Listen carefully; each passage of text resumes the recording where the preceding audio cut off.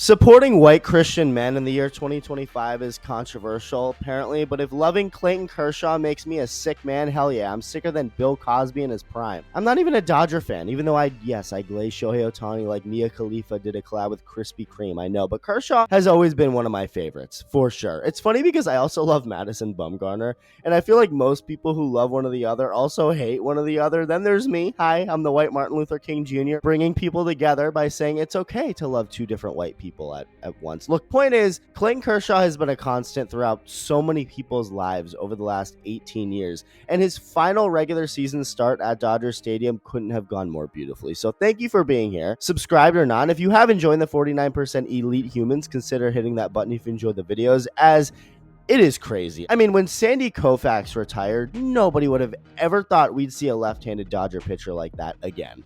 But we have. A man who just year in, year out put up elite numbers like it was nothing. Freaking incredible. And not that it should be a shock to anyone, but Kershaw recently announced he was officially calling it a career. And it was definitely like getting that call your friend is getting divorced. Like, let's be real. You knew that was coming for months, maybe even years, but the news still hits. Like, damn.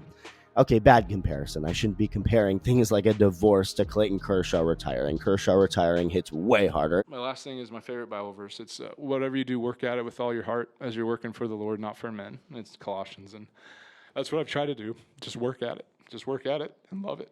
And so I'm really not sad. I'm really not. I'm really at peace with this.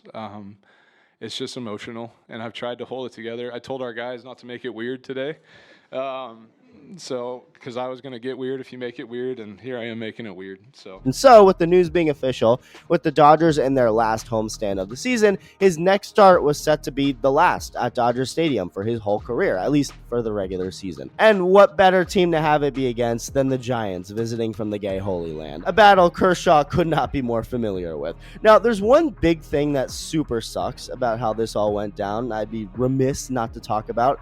This game, this monumental moment of Clayton Kershaw making his final start maybe ever at Dodger Stadium, obviously a game a lot of people are going to want to tune into, not just Dodger fans. So, good thing this game was broadcasted on Apple TV. Son of a bitch! No disrespect to Wayne Randazzo, the announcer for this game, but the fact that the Angels play-by-play announcer on Apple TV got this game over Joe Davis, the Dodgers announcer, on his own bobblehead night, that's brutal. That's like having Christopher Walken narrate the creation of the universe while Morgan Freeman just sits back. What do we do? Whatever. So out goes Kersh to the mound for his final home regular season game, and to honor him, his teammates didn't come out onto the field. They waited to let him have his moment, even though Kershaw didn't want this because he's humble. You can see him motioning for his guys to get the hell out there with him.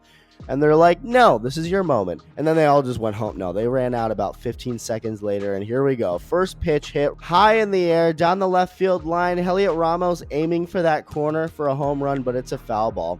Next pitch in there for strike two. Pitch after that, Ramos straightens it out for a leadoff shot. Just like that. 3 pitches in, and this already looks like it might get ugly. Next hitter, let's try this again. Strike one pumped in there. Then the classic curveball, nasty, strike two. Okay, it's 0-2 again. Adames is swinging, and he ain't hitting this. Slider down and in, strike 3. But then he walks Rafael Devers, and Matt Chapman gets on because Kike Hernandez can't field this cleanly. Kersh goes right back to getting ahead 0-2. Slider, swing and a miss. Next pitch, change up. Flores fouls it right into the catcher's hand. Dalton Rushing's already been out because of an injury. He's like a freaking magnet. Okay, thankfully he's okay. Next pitch, Flores keeps swinging, and he gets another swing and a miss with that vintage curveball. Beaut. Next hitter, Casey Schmidt bloops one into the glove of Teoscar Hernandez. 3 outs. He walks Encarnacion to start the second. Not ideal, but this is. Gets a hit on another hitter. 0-2. Bailey fouls away the third pitch. Can't do the same for that curve. He does what all of us do. Admires it. Well, then he walks Drew Gilbert.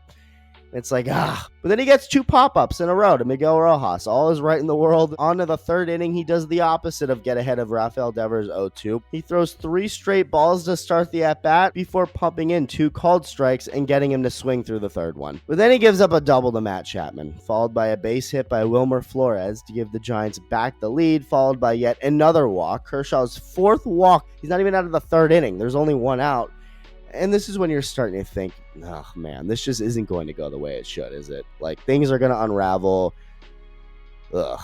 Well, no, Encarnacion hits the second pitch he sees right at Mookie Betts, who flips to Miggy at second to turn 2. But the Dodgers weren't doing anything much offensively themselves. Meanwhile, Robbie Ray out here throwing 1, 2, 3 innings, getting Shohei Ohtani out and striking Mookie Betts out. He's getting those two guys out back to back. He's cruising. After a leadoff single to start the 4th for the Giants, Kershaw gets through it, but the Giants really made him work for it. Kind of makes him look like a bunch of douchebags, but whatever. Credit where credit is due. He gets Drew Gilbert to pop out after a 6-pitch battle, Heliot Ramos to fly out 4 pitches after that, and then Willy Adames comes up, takes strike 1, then takes ball 2, then foul